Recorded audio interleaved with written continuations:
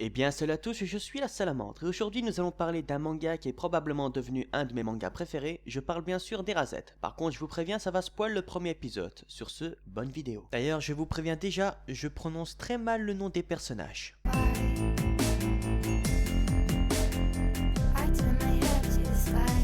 Satoru est un jeune homme de 29 ans, c'est un livreur de pizza mais il fait aussi des mangas qu'il n'arrive pas à vendre. Il a du mal à s'ouvrir aux autres et mène son existence sans passion ni envie pour l'avenir. En revanche, il dispose d'un étrange pouvoir, celui de remonter quelques instants dans le temps et de modifier certains événements, lui permettant ainsi d'éviter des accidents. Il est capable de vivre ce qu'il appelle des rediffusions. En gros, quand un truc dramatique va arriver, il se retrouve sans savoir pourquoi projeté quelques instants dans le passé. Ce qui lui permet d'observer la scène, de voir ce qu'il cloche et d'intervenir. Mais il faut savoir que Satoru vit aussi dans l'ombre d'un traumatisme. Dans son enfance, une mystérieuse série de meurtres a eu lieu dans son école, prenant la vie de plusieurs de ses camarades de classe. Mais il est surtout hanté par le souvenir d'une des victimes, Kayu, alors qu'il a pourtant oublié à quoi elle ressemblait. Il reste persuadé que la personne reconnue coupable de l'affaire n'a rien à voir avec les meurtres et que son arrestation est injuste. Vivant avec le poids assez lourd de toutes ces disparitions, Satoru a grandi en restant loin de son passé, mais suffisamment proche pour y penser tous les jours. Mais un jour, le passé le rattrape. Le tueur reconnaît la mère de Satoru puis la poignarde, faisant passer notre héros pour un criminel que la police voudra retrouver. Et donc avec tout ce stress, Satoru va retourner non pas de quelques secondes en arrière, mais bien en 1988 quand il était encore à l'école primaire. Et voilà pour ce qui est du résumé. Pour moi, ce qui fait de cet animé une perle, c'est qu'il n'y a pas d'alien qui débarque ou du fanservice, tout ce tralala. Ensuite, pour ceux qui n'auraient pas compris, quand Satoru retourne dans le passé, il devient un adulte de 28 ans dans le corps qu'il avait quand il avait 10 ans. Du coup, ça apporte une nouvelle vision des choses. Car Satoru revit les mêmes choses, donc ça nous donne vraiment un sentiment de nostalgie face au temps qui passe et les actions qui se répètent nous laissent une impression de déjà-vu. Ça vous est déjà arrivé de vous disputer avec quelqu'un et de ne pas savoir quoi répondre sur le coup, mais une fois chez vous dans votre lit, vous avez plein d'idées de réponses. Et bien c'est la même chose avec ce manga. Plus vous avancez, plus vous allez forcément vous poser des questions.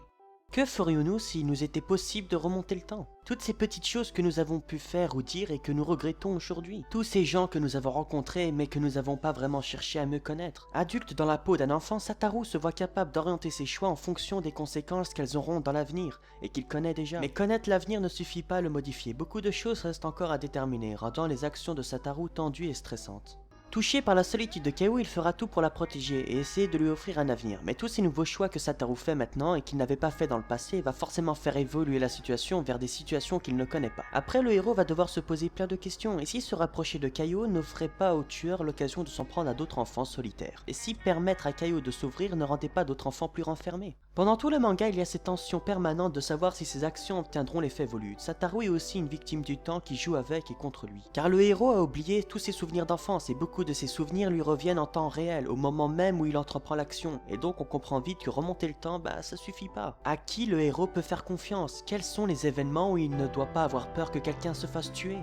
D'ailleurs, il ne faut pas oublier que Satoru n'est qu'un homme, il a ses peurs et ses certitudes, et pour pouvoir de nouveau être ami avec ses anciens camarades, il ne suffit pas de faire appel au pouvoir de l'amitié. Non, il devra faire de ses preuves, convaincre les autres qu'il est toujours le même. Et tout ce chamboulement, parce que oui, revenir dans le passé, ça doit pas être aussi simple psychologiquement. Va lui faire oublier des points cruciaux de l'enquête. Satoru va redécouvrir ses relations avec ses amis, il se rapprochera à nouveau de sa mère qu'il n'aimera plus vraiment adulte et il fera tout son possible pour offrir autre chose qu'un destin tragique à la petite Kayu. D'ailleurs, parlons un peu de Kayu. C'est un personnage bien construit, une enfant battue qui rêve de sa propre disparition pour ne plus avoir à souffrir. Kayu va devoir apprendre à sourire, avoir des amis, etc. Et pour être sincère, je suis pas spécialement quelqu'un de sensible, je suis le genre de connard qui se moque des accidents d'avion tant que ça m'arrive pas. J'ai failli pleurer plusieurs fois devant Erased. Et ouais. D'ailleurs, j'ai envie de foutre une ambiance de merde, donc... Hello darkness, my old friend. I've come to talk with you again. Because a vision softly creeping left its seeds while I was sleeping, and the vision... En ce qui concerne l'animation, c'est parfait, sincèrement, c'est juste magnifique. Les plans sont bien fichus, le graphisme est beau, pour ce qui est des OST, ça colle parfaitement à l'univers, Erased. Ma préférée reste celle-ci.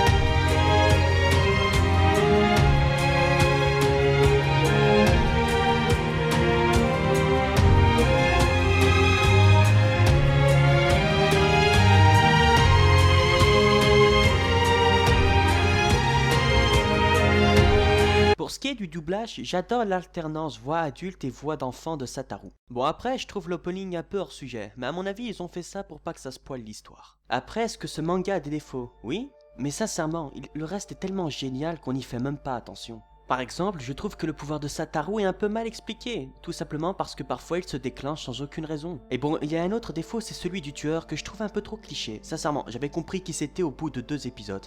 Mais en fait, on s'en fout, je pourrais vous dire qui c'est, ça changerait rien au fait que ce manga déchire. En fait, même si vous comprenez qui est le tueur directement, vous allez vous demander est-ce qu'un manga aussi bien écrit va prendre comme méchant un personnage aussi cliché. D'ailleurs, pour moi, le méchant représente un peu la solitude, une sorte d'ombre qui veut tuer un personnage déjà seul. Après, j'ai vu des gens dire que Sataru aurait pu demander de l'aide à la police pour coincer le tueur. Non, non, non, non. Déjà, personne ne va croire un enfant. Ensuite, le héros ne veut pas juste que le tueur va en prison. Il veut aussi que les victimes finissent par avoir une famille et des amis, en brisant la solitude dans laquelle ils se sont enfermés. Et c'est malin. En conclusion, je vous encourage à regarder Erased, vous n'allez pas le regretter. D'ailleurs, regardez l'anime qui fait 12 épisodes. Achetez le manga si vous voulez en savoir plus sur les personnages. J'espère en tout cas que cette vidéo vous aura plu. N'hésitez pas à laisser un pouce bleu, à partager la vidéo, à vous abonner. Et surtout, n'oubliez jamais, en pixels et en esprit. I turn my head to the sky, focus wide.